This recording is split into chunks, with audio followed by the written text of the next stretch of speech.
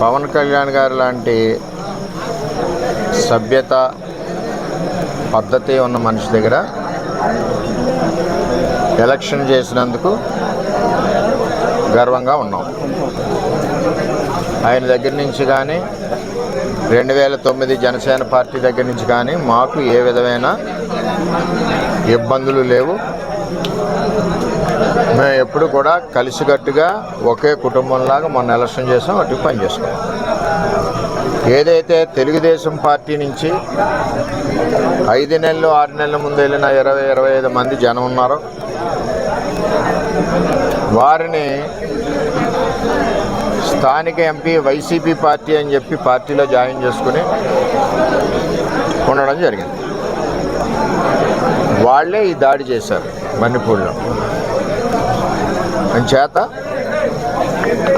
చాలా అవుతుంటాయి, మేము ఫేస్ చేయగలం. మాకు చేతగా కాదు, చేతగాని దద్దంలో కాదు. మేము ఈ దాడి ప్రత్యక్షంగా పోలీసులు ఉన్న చోట జరిగింది, పోలీసులు ఉన్నప్పుడు జరిగింది. మేము ఒక ఆయన్ని సర్పంచ్ గారిని కలవడానికి వెళ్ళాం. ఎలక్షన్లో రకరకాలుగా చేసాం. మేము పబ్లిక్గా చేసిన వాళ్ళు ఉన్నారు, చాటుని చేసిన వాళ్ళు ఉన్నారు, వెనకుండి మాకు హెల్ప్ చేసిన వాళ్ళు ఉన్నారు. ఇవన్నీ మేము చెప్పం కదా, ఊరందరికీ చెప్పాలని పని నాకు లేదు కదా. నాకు ఆయన బాధ్యత చెప్పారు ఎలక్షన్, ఆ బాధ్యత నేను నెరవేర్చాను. అంచేత వాళ్ళు దాడి చేశారు, చాలా దారుణంగా దాడి చేశారు.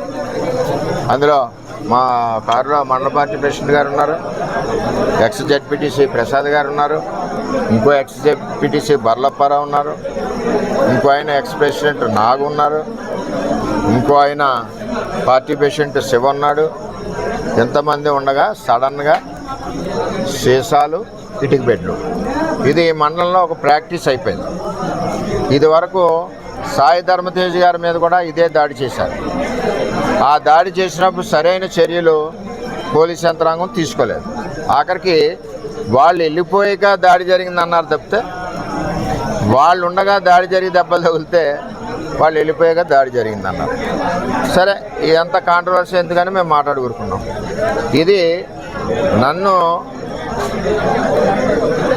చంపడానికి కుట్ర జరిగింది.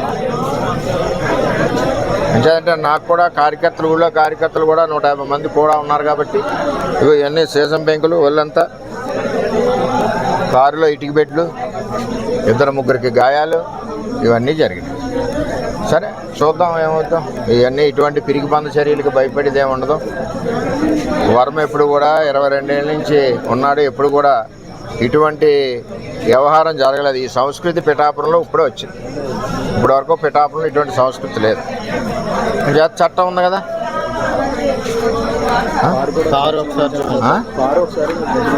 కారు కూడా ఒకసారి చూడండి. ఆ కారును కూడా నేను రిపేర్ చేయించిన, ఆ కారుని సెంటర్లోనే ఉంచేస్తా. పోలీసు సరైన నిర్ణయం తీసుకునే వరకు ఆ కారు ఈవేళ ఇక్కడ గెస్ట్ హౌస్ దగ్గర ఉంది, రేపు రోడ్డు మీద సెంటర్లో పెట్టేస్తా లాక్ చేసి. కొత్తగా తెలుగుదేశం పార్టీ నుంచి కొత్తగా వెళ్ళిన జనసేన నాయకులు వన్నిపూడికి సంబంధించి ఇంకా ఉన్నారు. వాళ్ళ చరిత్ర కూడా ఇది వరకు అదే. అందుకనే పార్టీలోంచి పంపించాం, ఆ పార్టీలో తీసుకున్నారు. అది ఎవరి పార్టీ వాళ్ళ ఇష్టం, మనం వద్దని అనడానికి వీలు లేదు. సరే, ఏం జరుగుద్దో ఆలోచిద్దాం. మా నాయకులు అయితే కంప్లైంట్ వద్దన్నారు, మేము ఇప్పటి వరకు కంప్లైంట్ కూడా ఇవ్వలేదు. అది జనసేన అధినేతకి నిన్నటికి నేటికి కూడా మీరు దేవుళ్ళలాగే కనిపించారు, దేవుడు అనేది అని అంటున్నారు. ఇప్పుడు జనసైనికులు కానీ నాయకులు కానీ విధమైన చర్యలపై తమరు ఏ విధమైన జనసేన నాయకుడికి కానీ 2009 జనసేన తమ్ముళ్ళకి కానీ మాకు కానీ ఏ విధమైన ఇబ్బందులు గొడవలు లేవు. అంతా కుటుంబంలాగా ఉన్నాం. ఏదైతే తెలుగుదేశం పార్టీ నుంచి వెళ్ళిన నాయకులు ఉన్నారో 20-25 మంది, వాళ్ళందరూ మా పార్టీ కార్యకర్తల మీద దాడులు చేస్తున్నారు, మా మీద దాడి చేస్తున్నారు. నా మీద ఫస్ట్ టైం ఈ విధంగా చేస్తూ ఉన్నారు. చట్టం ఉంది కదా, చూద్దాం. మా నాయకులు అయితే ఇప్పుడు వరకు కంప్లైంట్ ఇవ్వలేదు. నాయకులు మా మండల పార్టీ ప్రెసిడెంట్ గారు ఇల్లు చూసి కంప్లైంట్ ఇవ్వాలా. మరి అందరూ కూడా బుద్ధి చెప్పే వాళ్ళు అందరికీ చేతనవుద్ది కదా. ఏం చేయాలన్నది వాళ్ళు నిర్ణయిస్తారు. సార్, ప్రాణాలను సైతం పణంగా పెట్టి మీరు పవన్ కళ్యాణ్ గారు నిర్దేశించడం కీలక పాత్ర వహించారు. ఈరోజు మీరే చెప్తున్నారు ప్రాణాలు కూడా తీయబోయారని చెప్పి అదే జనసేన కార్యకర్తలు వన్నిపూడి గ్రామంలో అంటున్నారు. అసలు ఏంటి సార్ ఇక్కడ సవరణ జనసేనలోకి తెలుగుదేశం పార్టీలోంచి వెళ్ళిన జనసేనకి వెళ్ళిన కొత్త జనసేన కార్యకర్తలని చెప్తున్నాను. ఇది ఎంపీ గారి గ్రూప్. ఇది ఆయన ఇప్పటి నుంచి కాదు, 8 నెలల నుంచి వీళ్ళ ద్వారా తెలుగుదేశం పార్టీ మీద పోరాడుతూ ఉన్నాడు. జనసేన బలానికి పనిచేయలేదు ఆయన ఎప్పుడు. అయినా మేము అతనికి కూడా సిన్సియర్గా ఓటు అడిగాం. అది తెలుగుదేశం పార్టీ సంస్కృతి.